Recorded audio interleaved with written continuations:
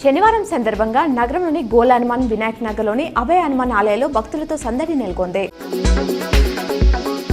హైదరాబాద్లోని తెలంగాణ భవన్లో మాజీ మంత్రి బాల్కొండ ఎమ్మెల్యే ప్రశాంత్ రెడ్డి మీడియా సమావేశం నిర్వహించారు. రేవంత్ రెడ్డి సర్కార్పై మండిపడ్డారు. రెవెన్యూ ఉద్యోగ సంఘాలతో ఆ శాఖ మంత్రి పొంగులేటి శ్రీనివాసరెడ్డి ఈరోజు భేటీ కానున్నారు.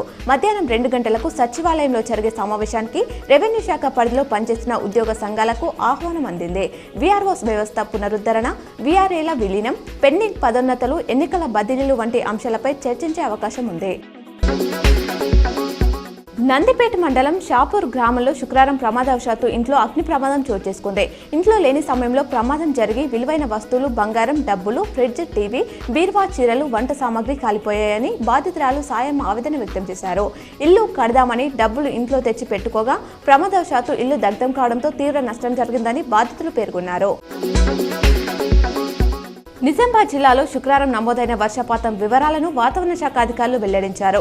ముక్పాల్ 31 మిల్లీమీటర్లు, దర్పల్లి 21, బాల్కొండ 17, భీమ్గల్ 16, పెర్కిట్ 15.5, ముప్కల్ 10.8, సిరికొండ 10.5, జక్రన్పల్లి 7.5, మెండోరా 7.3, వెల్పూర్ 7, రుద్రూర్ 6.5, ఆలూర్ 6.3, బోధన్ 5.8, డొంకేశ్వర్ 4.5, కోటగిరి 4, కమ్మర్పల్లి 3.8, ఇందల్వాయ్, నందిపేట్ 3.8 మిల్లీమీటర్ల వర్షపాతం నమోదైనట్లు తెలిపారు. పీఎం నరేంద్ర మోదీ 3 రోజుల అమెరికా పర్యటన మొదలైంది. తెల్లవారుజామున ప్రత్యేక విమానంలో ఆయన బయలుదేరారని విదేశాంగ ట్వీట్ చేసింది.